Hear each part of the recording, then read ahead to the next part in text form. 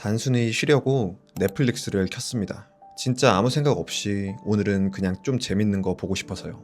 딱히 대단한 걸 바란 것도 아닙니다. 그냥 웃기면 웃기고 몰입되면 몰입되고 보다가 졸리면 그대로 자면 되는 그 정도의 가벼운 밤을 원했습니다. 그런데 이상하죠. 한참을 고르고 골라도 아무것도 못 봅니다. 이건 별로일 것 같고 저건 너무 길 것 같고 이건 다들 재밌다는데 지금은 안 땡기고 저건 재미없으면 왠지 손해보는 기분이 들고 그래서 계속 넘깁니다. 보다 보면 내용을 본 게 아니라 넷플릭스 화면만 한참 들여다본 날이 됩니다. 결국 아무것도 못 보고 폰을 덮습니다. 가볍게 뭐 하나 보려던 건데 고르기만 하다 시간만 날렸습니다. 분명 넷플릭스엔 콘텐츠가 넘쳐났습니다. 그런데 왜 끝내 하나를 못 고르게 될까요? 선택지가 많아졌으면 더 수월해져야 할 것 같은데 왜 우리는 선택 앞에서 자꾸 망설이게 될까요? 세상은 늘 이렇게 말했습니다. 선택지가 많아질수록 인간은 더 행복해진다고. 예전엔 못 골랐던 걸 이제는 고를 수 있고 남들이 정해준 대로 사는 대신 내 취향, 내 기준, 내 자유로 살 수 있으니까요. 듣기엔 완벽한 이야기입니다. 그런데 이 말에 정면으로 의문을 품은 사람이 있었습니다. 바로 심리학자 베리 슈워츠입니다. 그리고 그는 아주 불편한 질문을 던졌죠. 선택이 많아지면 정말 사람은 더 만족할까? 슈워츠는 세상이 좋아졌다는 말을 그대로 받아들이지 않았습니다. 다들 당연하다고 여긴 전제부터 다시 보기 시작했죠. 그 계기는 의외로 단순했습니다. 어느 날 마트에 청바지를 사러 갔을 때였습니다. 청바지 한 벌을 사러 간 그에게 직원이 핏 종류를 줄줄이 읊기 시작합니다. 슬림 핏, 스트레이트, 부츠컷, 릴렉스드 핏. 핏 이름이 늘어날수록 오히려 뭐가 자기한테 맞는지 더 헷갈리기 시작했습니다. 그리고 생각했습니다. 선택지가 이렇게 많아졌는데 왜 고르는 게 더 쉬워지지 않았을까? 그는 이 질문을 연구실로 가져갔습니다. 수십 년간 인터뷰를 하고 실험하고 추적한 끝에 당시 세상이 믿어 의심치 않던 전제 하나를 정면으로 뒤집었습니다. 선택의 자유가 많을수록 사람은 더 행복해진다. 이 공식이 틀렸다고. 슈워츠가 말한 핵심은 이거였습니다.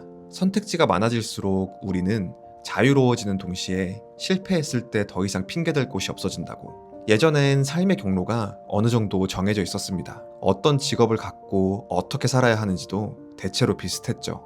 그런데 지금은 다릅니다. 뭘 봐도 내가 골라야 하고 뭘 먹어도 내가 결정해야 합니다. 그리고 그 결과가 마음에 안 들면 선택지가 많았던 만큼 결국 내 책임이 더 커집니다. 겉으로 보면 자유가 늘어난 겁니다. 그런데 슈워츠는 그게 동시에 새로운 부담을 만들어낸다고 봤습니다. 상상을 한번 해볼까요?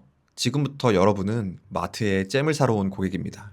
A 진열대에는 잼이 6종류 있습니다. B 진열대에는 잼이 24종류가 있습니다. 어느 쪽 진열대 앞에 사람이 더 많이 멈출까요? 당연히 24종류 쪽입니다. 더 풍성해 보이니까요. 그런데 실제로 잼을 산 사람은 6종류 앞에서 구매율은 30%였고 24종류 앞에서 구매율은 단 3%에 불과했습니다.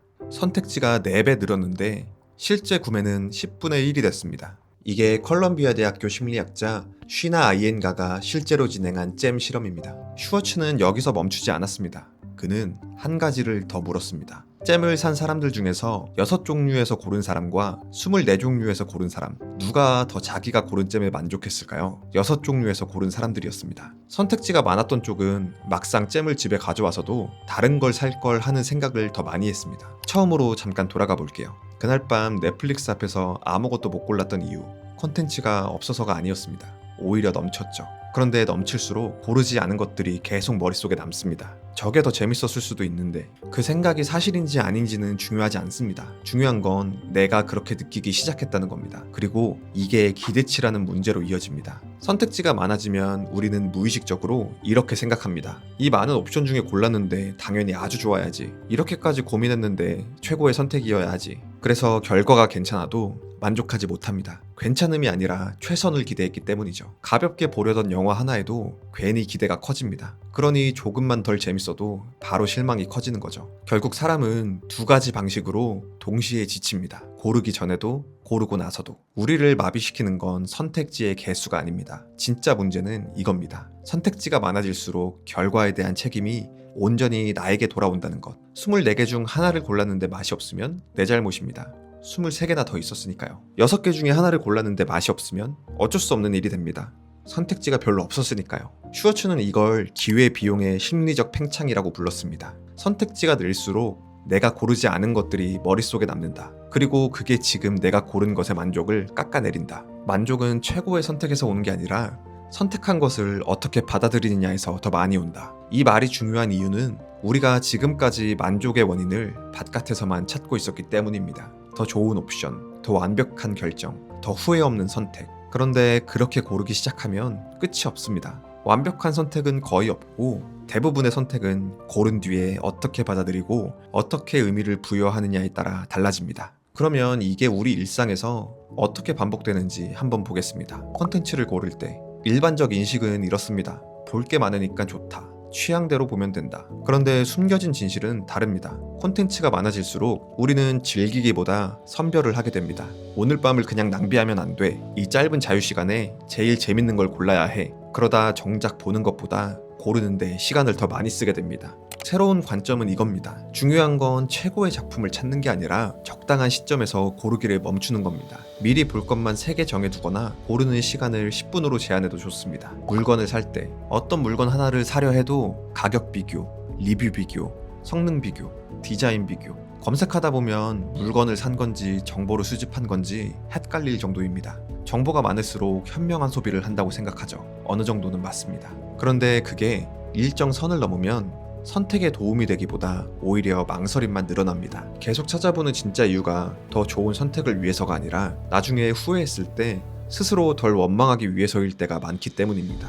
이럴 때 필요한 건 내가 어디까지 비교를 할지 먼저 정해두는 겁니다. 상위 3개만 비교한다. 예산은 여기까지다. 오늘 안에 결정한다. 기준을 세워두면 자유가 줄어드는 것 같지만 오히려 마음은 더 가벼워집니다. 커리어를 생각할 때 요즘은 앞으로 어떻게 살 수 있을지에 대한 선택지가 너무 많이 보입니다. 회사에 남을지, 이직을 할지, 일을 그만두고 다른 걸 해볼지, 사업을 할지, 아예 다른 나라로 갈지. 겉으로는 가능성이 넓어진 시대입니다. 그런데 많은 사람들이 이 가능성 앞에서 오히려 더 불안해합니다. 길이 많아질수록 내가 가지 않은 길도 계속 상상할 수 있기 때문입니다. 슈워츠는 여기서 2가지 유형의 사람을 이야기합니다. 하나는 맥시마이저, 언제나 좋은 것을 고르려는 사람입니다. 선택지 앞에서 모든 옵션을 검토하고 최선을 확인해야 합니다. 다른 하나는 세티스파이서, 충분히 좋으면 된다는 기준을 가진 사람입니다. 일정 기준을 넘으면 그것으로 만족하고 더 탐색하지 않습니다. 연구 결과는 이렇습니다. 맥시마이저는 평균적으로 더 좋은 결과를 얻었습니다.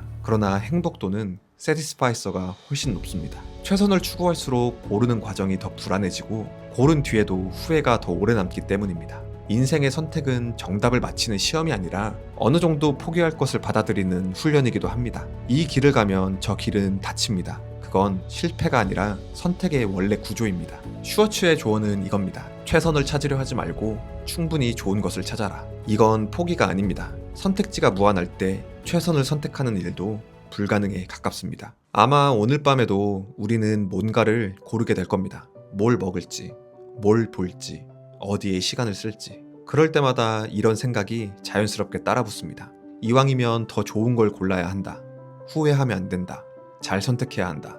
그런데 어쩌면 삶이 조금 가벼워지는 시작은 완벽하게 고르는 데서 오는 게 아닐지도 모릅니다. 내가 고른 것을 지나치게 의심하지 않는 데서, 놓친 가능성을 계속 떠올리지 않는 데서, 그리고 어떤 밤에는 그냥 이 정도면 됐다고 멈출 수 있는 데서 조금씩 시작될 수도 있습니다. 우리를 힘들게 하는 건 선택지 자체가 아니라 완벽한 선택을 해야 한다는 생각일지도 모릅니다. 다음에 또 뭘 볼지 고르다가 시간만 지나는 밤이 온다면 그때는 한 번쯤 이런 질문을 떠올려 봐도 좋겠습니다. 내가 지금 고르지 못하는 건 정말 선택지가 많아서일까? 아니면 후회 없는 선택을 해야 한다는 압박감 때문일까?